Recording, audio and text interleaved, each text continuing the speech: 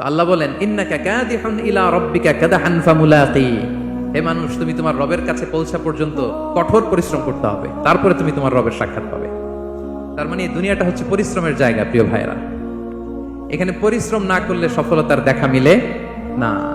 বাঁচতে হলে, সারভাইভ করতে হলে, টিকে থাকতে হলে আপনাকে পরিশ্রম করতে হবে। এই পৃথিবীতে কেউ কাউকে জায়গা করে দেয় না, এখানে জায়গা করে নিতে হয়। ঠিক কিনা বলেন? আপনি যদি পরিশ্রম করেন, পরিশ্রমে যে ঘাম ঝরে শরীর থেকে, পরিশ্রমের ঘামে জন্ম নেয় সফলতার বীজ। আপনি যখন হাড় ভাঙা পরিশ্রম করবেন, এই পরিশ্রমে যে লোনা পানি বেরোবে, যে ঘাম বেরোবে, এই ঘামেই জন্ম নেয় সফলতার বীজ। এবং সফলতার কোনো শর্টকাট হয় না প্রিয় ভাইরা। অনেকে অল্পতে সফল হতে চায়, শর্টকাট খুঁজে, আসে না নাই? না, সফলতার জন্য আপনাকে লং কাটে যেতে হবে। ওখানে কোনো লিফট থাকে না, সিঁড়ি বেয়ে উঠতে হয়। অনেকে চায় যে সফলতার লিফটে উঠবো, সুইচ চাপবো, সাকসেসফুল ইন লাইফ। না, এত সহজ না, আপনাকে সিঁড়ি বেয়ে উঠতে হবে। তাহলে পরিশ্রমের কোনো বিকল্প নেই। এই দুনিয়াটা হচ্ছে পরিশ্রমের জায়গা, সংগ্রামের জায়গা। আপনি সফল হতে হলে আপনাকে পরিশ্রম করতে হবে, করতেই হবে। আর পরিশ্রমে কোনো লজ্জা নেই। আমি বিভিন্ন আমার আলোচনায় বলি, কাজে লজ্জা নেই। কিসে লজ্জা নেই? আওয়াজ করে বলুন সবাই। কাজে লজ্জা নেই। লজ্জা হচ্ছে অলসতায়, লজ্জা হচ্ছে হাত পাতায়, লজ্জা হচ্ছে অকর্মণ্যতায়। কাজে লজ্জা আছে? লজ্জা কিসে বলেন সবাই? লজ্জা হচ্ছে অলসতায়, অকর্মণ্যতায়। যারা কাজ না করে ফুটানি মারে, ওইটাতে লজ্জা। অনেকে আছে ফুটানি মারে, আছে না নাই? কাজ করে না, সব ফুটানি, এই ফুটানিতে লজ্জা।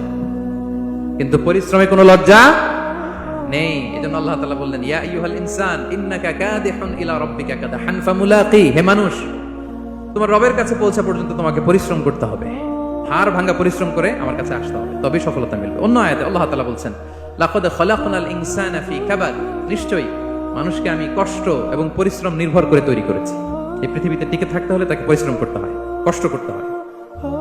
এবং দুনিয়ার এই সাইকেলটা যদি দেখেন, দিন এবং রাতের যে সাইকেল, রাতকে আল্লাহ বানিয়েছেন ঘুমের জন্য, রেস্ট নেওয়ার জন্য, বিশ্রামের জন্য। আর দিনকে আল্লাহ বানিয়েছেন কর্মচঞ্চল করে, কাজের জন্য।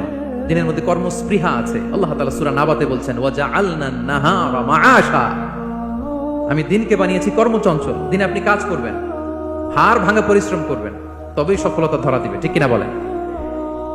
তাহলে প্রথমে আমরা জানলাম এই পৃথিবীতে পরিশ্রম করতেই হবে, পরিশ্রমের কোনো বিকল্প নেই। সফল হতে চাইলে কি করতে হবে? আওয়াজ করে বলবেন, কি করতে হবে? এবং ইসলাম এই পরিশ্রমকে উৎসাহিত করে, পরিশ্রমের মাধ্যমে যে ইনকাম, এটাকে উৎসাহিত করে।